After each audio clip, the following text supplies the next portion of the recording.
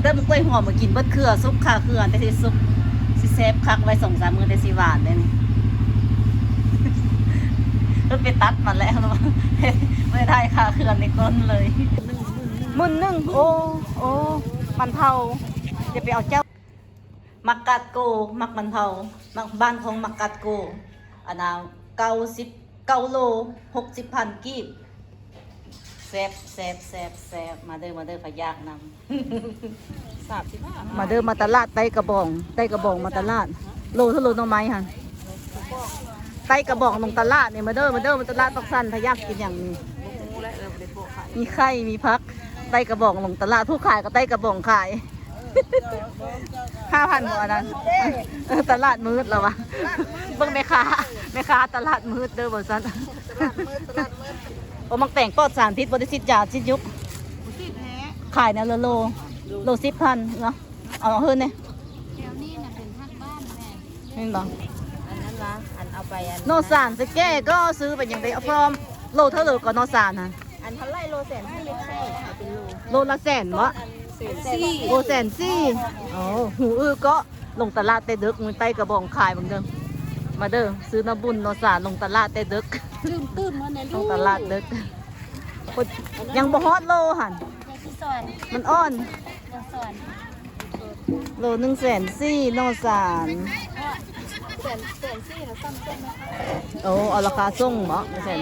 เขาขายแสนห้าเด็ก โอโลนึงบ่ถงอ่ะหั่นตื้มเพิ่นน่ะแม่ใส่จังแก๊บ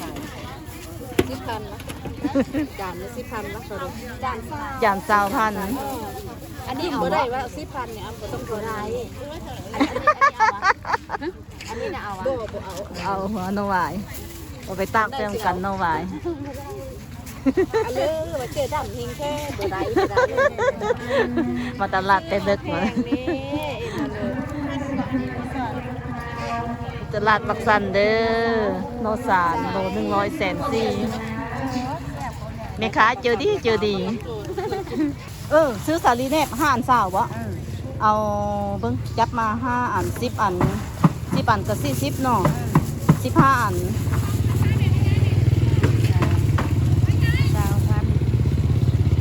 15 อัน60,000แม่นบ่ เขาจะนับไปสินี่สาวเราเนี่ย40แบบเนี่ย40บ่40,000มาขึ้นมา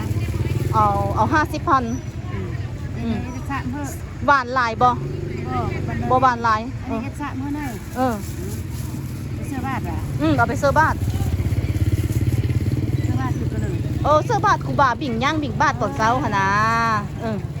เอาซื้อมาฝากนี่ไปใส่บาทเรื่องมาตลาดแต่เช้าไต้กระบองขายแม่ค้าบางไต้กระบองขายแล้วก็อันนั้นผู้ซื้อก็ต้องไปใส่มาตลาด อันนี้ได้บ่เอาบ่เนี่ย อันเหลืออันนั้นเซ็ตก็บ่จะขายเนี่ยเหลืออันนี้อันขนมซันค่ะ10,000อันนี้มันต้นหรอ นั่นแหละ เอามันต้นอันนึงเอาขนมซันอันนึงหลานสาวเพิ่นมักเอานี่ เสื้อบาทค่าด้วยเหรอเนาะเป็นเท่าเลยทางเบิดอันนี้ก็50,000อันละ10,000บ่ขนมหั่น 50อันนี้มี40 50เป็น10ถึง90,000ก็10,000เอา100,000พอดีเป็น100,000เนาะ